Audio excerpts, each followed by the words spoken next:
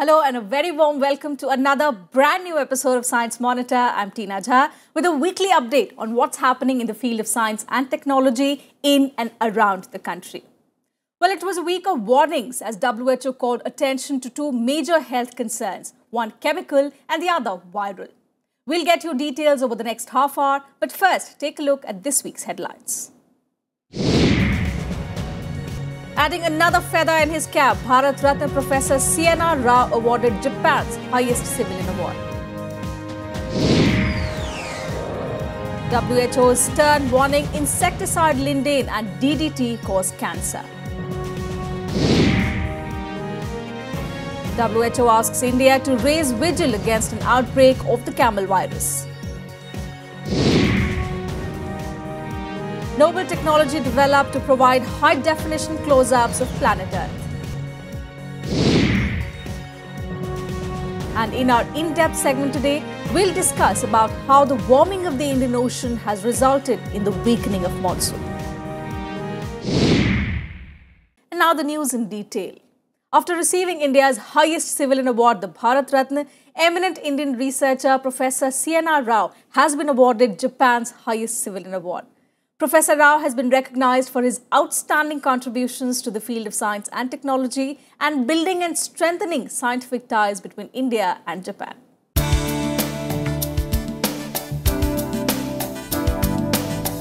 India's scientific acumen is acclaimed world over. Now in a proud moment for the nation, eminent Indian scientist and recipient of Bharat Ratna, Professor Teena Jha has been awarded Japan's highest civilian award. The award was conferred in recognition of Professor Rao's contributions towards promoting academic interchange and mutual understanding in science and technology between India and Japan. Professor Rao has also made major contributions towards shaping up the Department of Science and Technology of Japan. Professor Rao was presented with the Order of the Rising Sun, Gold and Silver Star and a certificate by Japanese Ambassador to India Takeshi Yagi in the presence of senior officials of the Department of Science and Technology. The highest civilian award of Japan is conferred on academicians, politicians and military officers. And more than anything, I believe the future of India and Japan, it's very highly connected. India has to realize Japan as its greatest friend in Asia, and Japan has to realize India as its greatest friend. I think the future of Asia depends on these two democracies working together. I believe the future of the world and the peace of the world, particularly in Asia, depends on India and Japan working together. I have been a great believer in this. Professor Chintamani Nagisa Ramachandra Rao, also known as Teena Jha, recipient of Bharat Ratna, the highest civilian award of India in 2014, is an expert in solid-state and structural chemistry. Professor Rao is a recipient of about 70 honorary doctorates and is the Linus Pauling Research Professor and Honorary President of the Jawaharlal Nehru Centre for Advanced Scientific Research, Bangalore. He is the only Indian to be elected as a foreign member of the Japan Academy. Professor Rao also holds the credit of shaping several premier technical institutes in the country, such as IIT Kanpur, and has authored over 1,000 research papers and 36 books.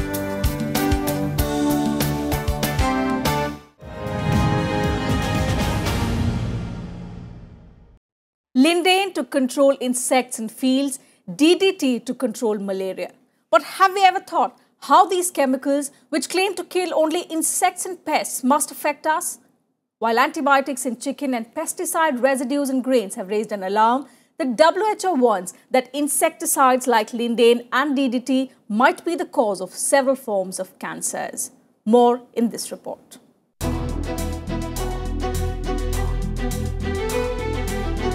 Agricultural chemicals have emerged as a huge health concern in the past decades. While the lethal effects of endosulfan left the world in a state of shock few years back, WHO has issued a new warning, and this time concerning a new set of insecticides. According to reports, An expert WHO panel has found evidence that the exposure to insecticide lindane can cause a type of cancer called non-Hodgkin lymphoma. Lindane is widely used in agriculture in the developing countries and to treat human lice and scabies in some countries including China, India, US and Canada. What is more interesting is the fact that lindane is already banned in US and the European Union since 2009 and is restricted in most countries under the Stockholm Convention of Persistent Organic Pollutants.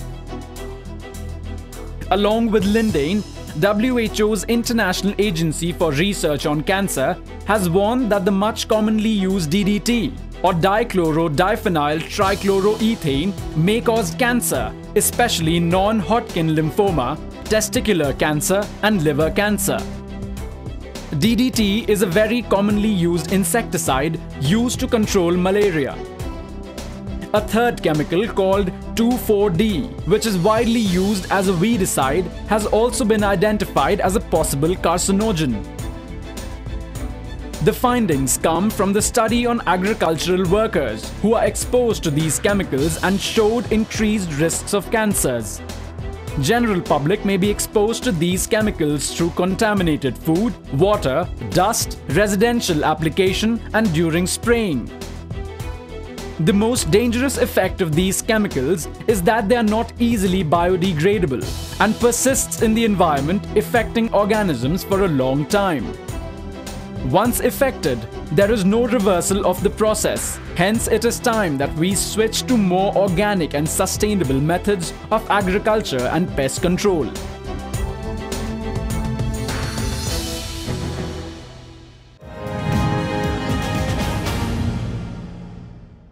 Prevention is better than cure. More so if the affliction has no known drug to cure it. This is true in the case of camel virus or MERS. Spreading fast in South Korea, this new virus is deadly and has no existing cure. Foreseeing that the outbreak may soon spread to other countries, including India, the WHO has called for strict surveillance against the virus. Here's a report.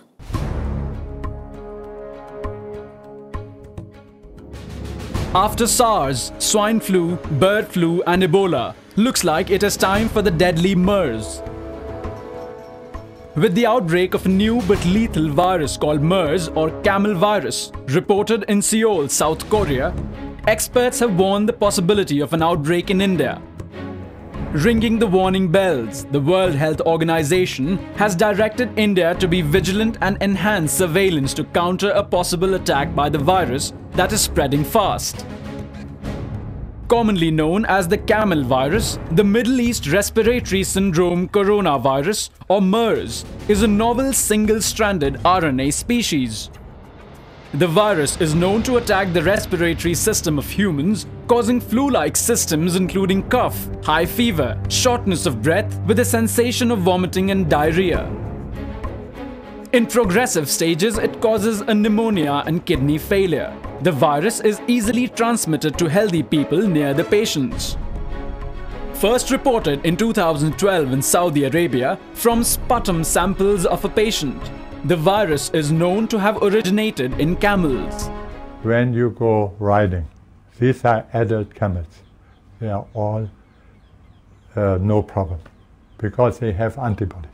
So you will not get the disease from adult camels. You have to be a little bit careful with camel calves.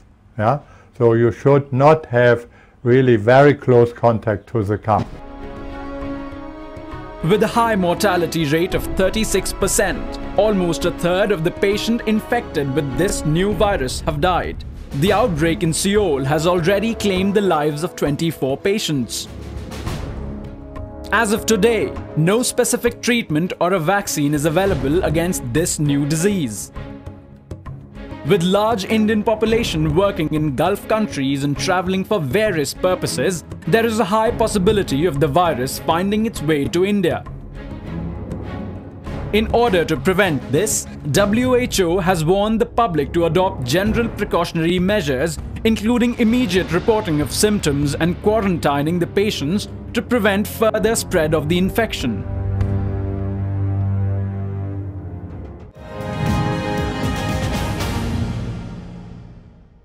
beautiful oceans, deserts and cities of planet Earth will now come alive in high definition. With new sophisticated cameras installed on the International Space Station, researchers will now be able to capture close-ups and intricate details of earthly events and also monitor climate change.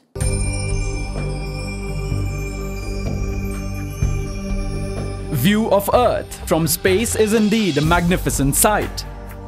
Once a privilege of only researchers and astronauts, today cameras aboard the International Space Station provides a view of Earth to any television and computer user on Earth. Technologies like Google Earth allow users to view the details. But now the technology has got much better.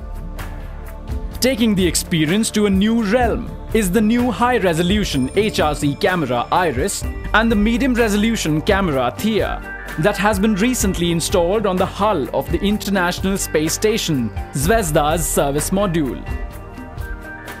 The cameras can take color photos of Earth and earthly events from space along with high-definition color videos of cities. The cameras have already captured the world's first HD color videos of cities like Boston, London, Sao Paulo and Barcelona from space. While one of the cameras provides a 24-hour live stream, while the other has the ability to zoom into an area of 1 square meter in high definition to provide intricate details of countries, deserts and oceans around the world. The cameras are being hosted by the Russian space agency, Roscosmos, in exchange for rights to use images and videos taken over Russia. With the space station orbiting the Earth 15 times a day, the cameras can capture constant stream of HD videos of the major events on Earth. The technology is expected to add a new dimension in monitoring climate change and management of environment.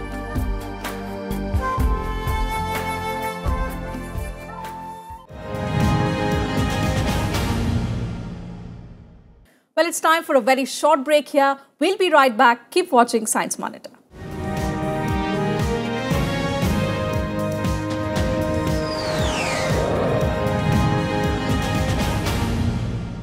Welcome back after the break. You're tuned in to Science Monitor. Let's now take a look at some important science and technology activities taking place in India and abroad in our special segment, Science Express.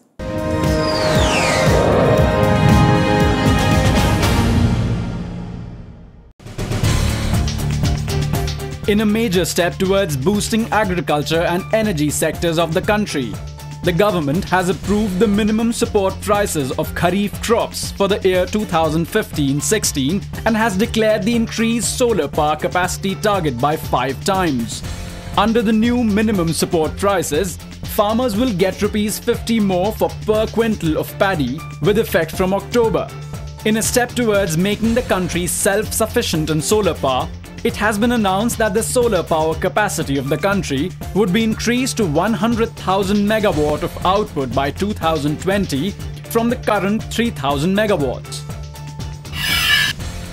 In a proud moment for the nation, India's much successful Mars orbiter spacecraft, or Mangalyaan as it is commonly known, has completed its 100th orbit around Mars on Monday. The spacecraft is orbiting the red planet on an extended life after its planned mission time is over. Mangalyaan is gradually coming out of the blackout it had entered earlier this month due to certain natural solar activities. According to experts of ISRO, all the payloads are in perfect health and will be revoked in few weeks to resume activity. Maharashtra has become the first Indian state to have a state butterfly. In a recent decision that aims to conserve the neglected species, the government has declared blue mormon, scientifically known as Papilio polymnestor, as the state butterfly of Maharashtra. The blue mormon is a large swallowtail butterfly with velvet-like black wings bearing bright blue spots. The second largest butterfly found in India, it is mainly restricted to the western Ghats of Maharashtra, South India and coastal belts. They have also been occasionally spotted in the Maharashtrian mainland between Vidarbha and western Maharashtra. Astronautical Society of India has announced the winners of the 2012 and 2013 awards for outstanding achievements and significant contributions in different areas of astronautics and space. This year's Aryabhatta Award for the years 2012 and 2013 will be given to Dr. Ranganath R. Navalgund, Vikram Sarabhai Distinguished Professor, and Dr. Avinash Chand, former Secretary, Department of Defense, Research and Development, Director General DRDO, and Scientific Advisor to Defense Minister respectively. While the ASI Awards for Rocket and Related Technologies for the year 2012 and 2013 have been awarded to 2 researchers have been nominated for the ASI Award for Spacecraft and Related Technologies Award, one for the ASI Award of 2013 under the category of Space Sciences and Applications, and one for the Space Systems Management ASI Award 2013. One awardee has been identified for ISRO ASI Award for Rocket and Related Technologies and 2 for the Spacecraft and Related Technologies category. 2 researchers are being awarded under the category of Space Sciences and Applications for the years 2012 and 2013 respectively. The Space Systems Management ISRO ASI Award goes to 2, while 2 women scientists and 2 young researchers from ISRO have been selected for the ISRO ASI Best Women Scientist and ISRO ASI Young Scientist Award respectively. The ISRO ASI Team Achievement Awards go to Shri Saji A. Kuryokos and team, Space Application Center ISRO for year 2012, and Kesava Raju and team, ISRO Satellite Center for 2013.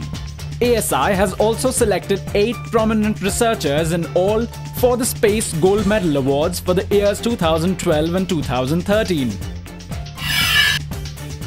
Science has played a key role in bringing societal changes. Historically, science has driven many positive changes in human society.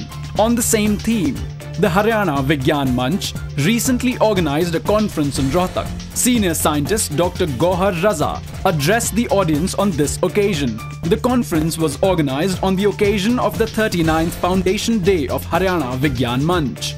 The conference saw the participation of as many as 150 members and eminent researchers. The Kyoto Prize for Significant Scientific, Cultural and Spiritual Contributions given by the Inamori Foundation has been announced.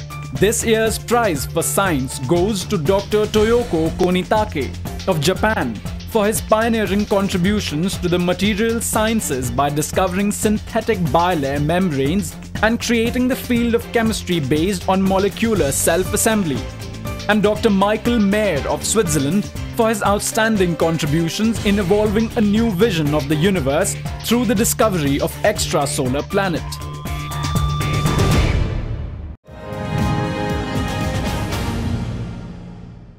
Well, monsoon started on a weak note, bringing disappointment to an eagerly awaiting nation.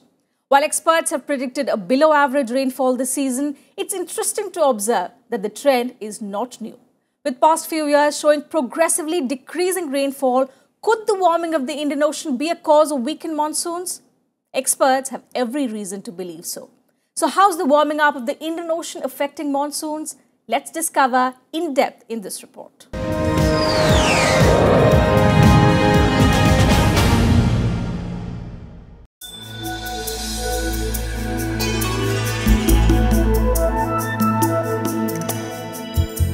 A respite from the intense heat of Indian summer, monsoon is a much-awaited phenomenon in India. While India has already opened up its arms to welcome the change, the prediction goes that monsoon will be on a weak note this year and is likely to bring less than average rainfall to India. More worrisome is the fact that summer monsoon has been showing a weakening trend over the past century, with decreasing rainfall over large regions of the Indian subcontinent. While researchers dig into the reasons behind this, many interesting facts come to light. Land and water varies considerably in their specific heat capacities. As a result, during the summers, the air above land heats up faster than the air above seas, thus creating an area of low pressure above the land. Hence, during the summers, a high-pressure area lies over the Indian Ocean, while a low-pressure region exists over the Asian continent.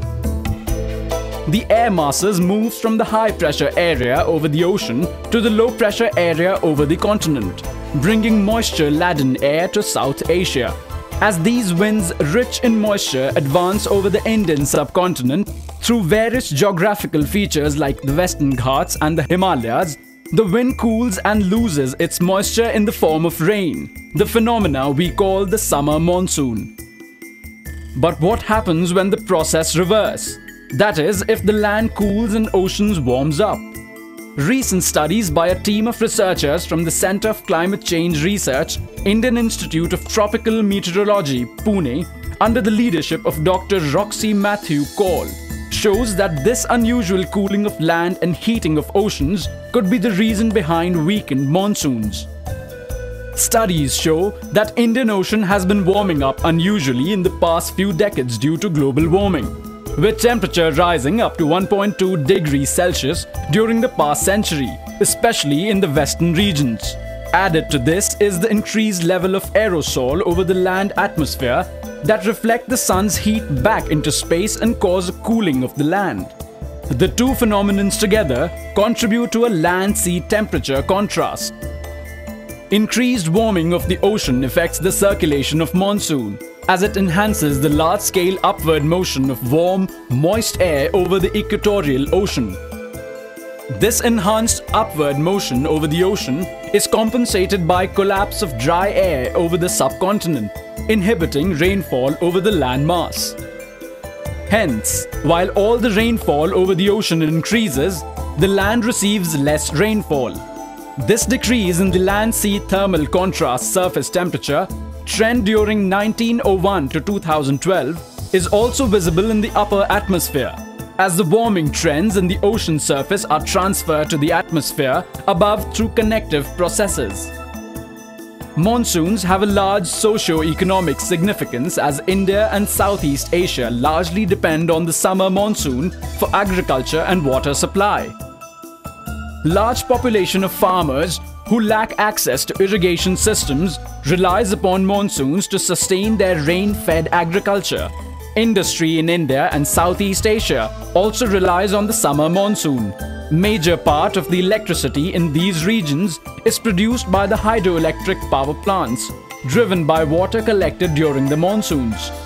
Under these conditions, it becomes imperative the causal factors behind reversal of such natural phenomena be immediately addressed. While all the studies clearly indicate the fatal effects of global warming and pollution, it is evident that the environment needs to be managed effectively to maintain the natural flow of events.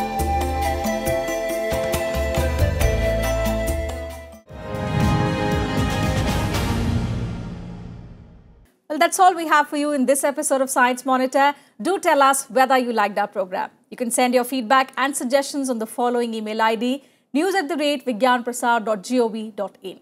You can also write to us at Vigyan Prasar, C24, Kutub Institutional Area, New Delhi 110016.